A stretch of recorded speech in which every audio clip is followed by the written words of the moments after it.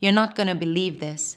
The government just announced the 2026 Social Security Cost of Living Adjustment, and it's only 2.8%.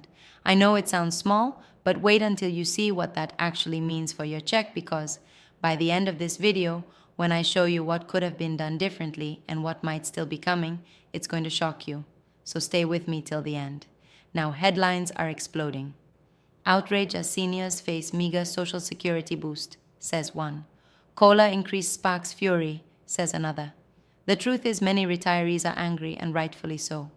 A 2.8% raise might look fine on paper, but when your groceries, utilities, and Medicare premiums have gone up 2, 3, even 4 times that amount, that's not a raise.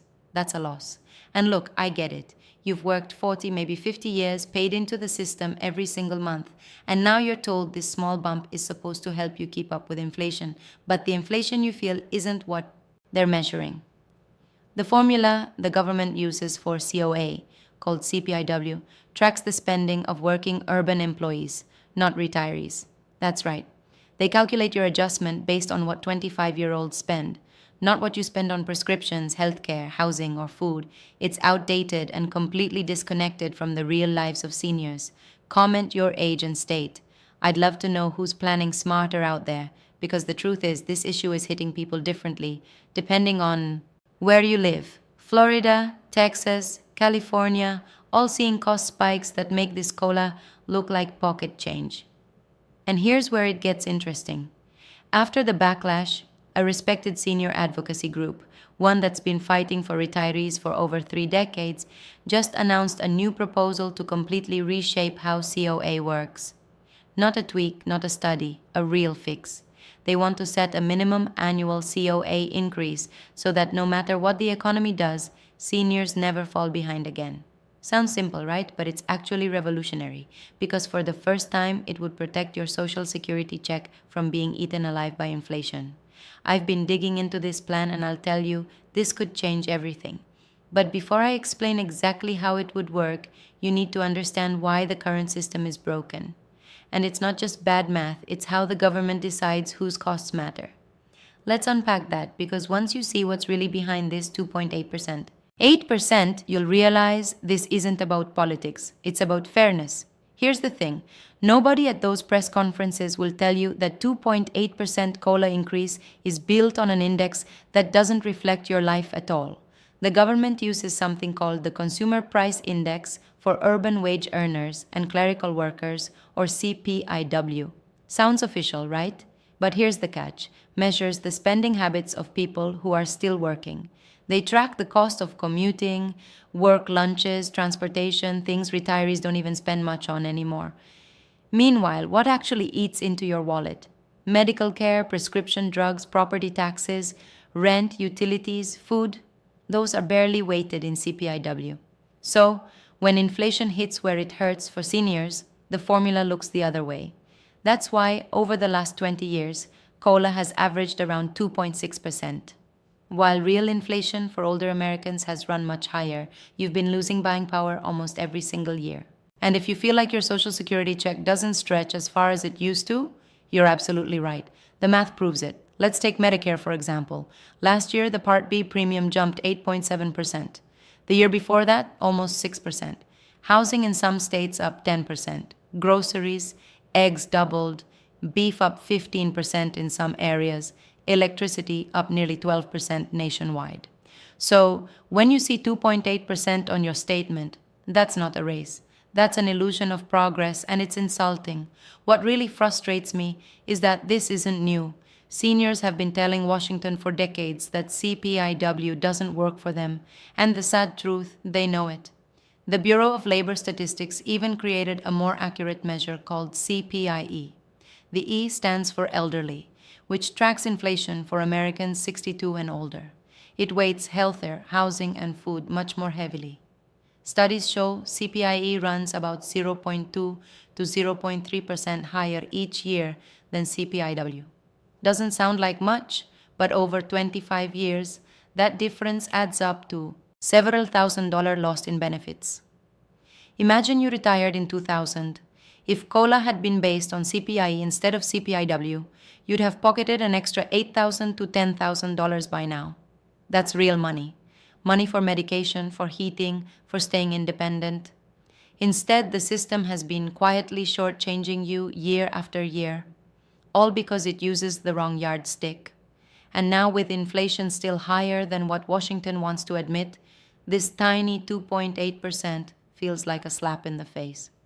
That's why the senior Citizens League, one of the few groups truly fighting for retirees, stepped up last week with a proposal that could finally put an end to this broken cycle. They're calling for something they nicknamed the CPI-Best model. It's simple but powerful. Each year, Social Security would calculate the cost of living adjustment three ways using the current CPIW, the senior-focused CPIE, and a guaranteed minimum of 3%. Then, whichever number is highest becomes the official COLA. No more years with 0% adjustments like in 2016. No more 1% raises when groceries are up 7%. The CPI Best model ensures that seniors never get left behind, no matter what kind of inflation the government claims we're having. It's protection against the downside and a fair share of the upside. I'll break down exactly how that 3% minimum would play out in real dollars and what it would have meant for your Social Security check this year right after this next part. Because once you see the math, you'll realize why this one simple change could lift millions of retirees out of poverty.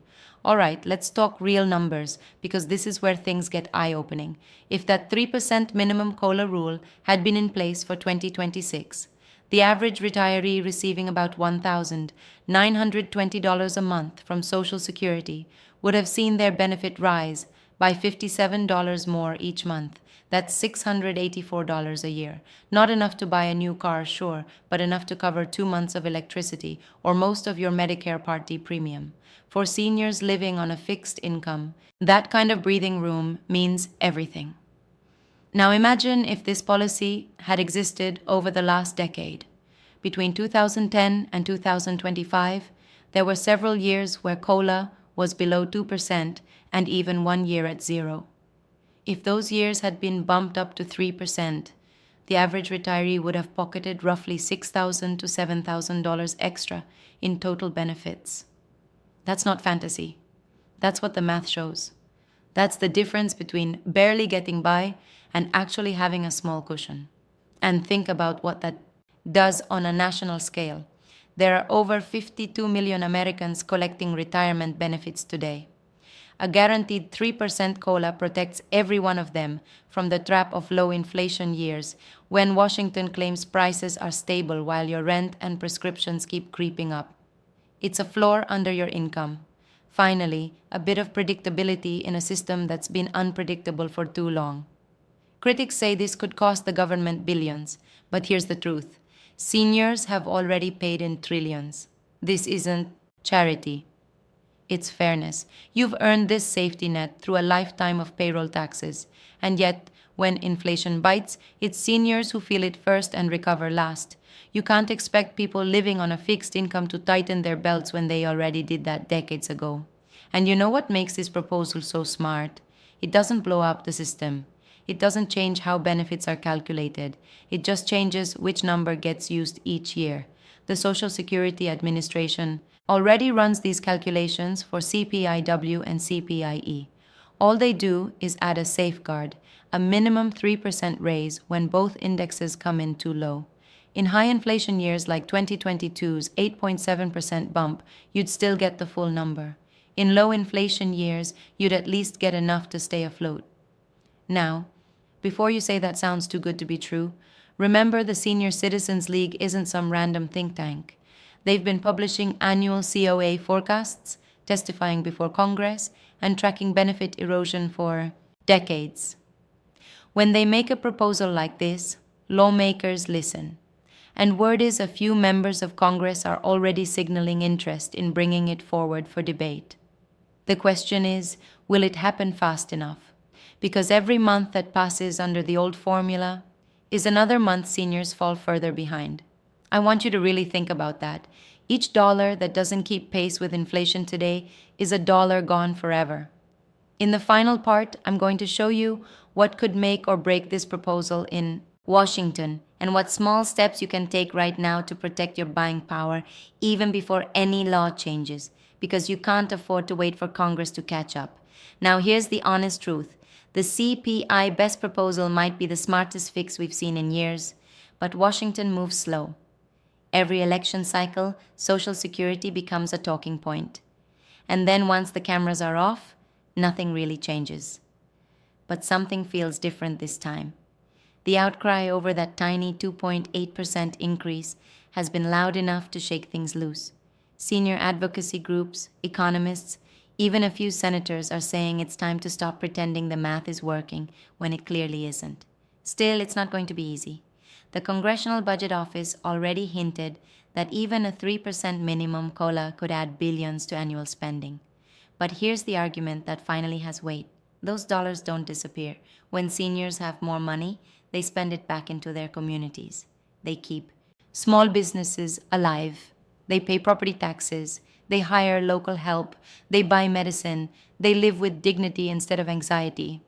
It's not a handout, and it's a hand up for the entire economy.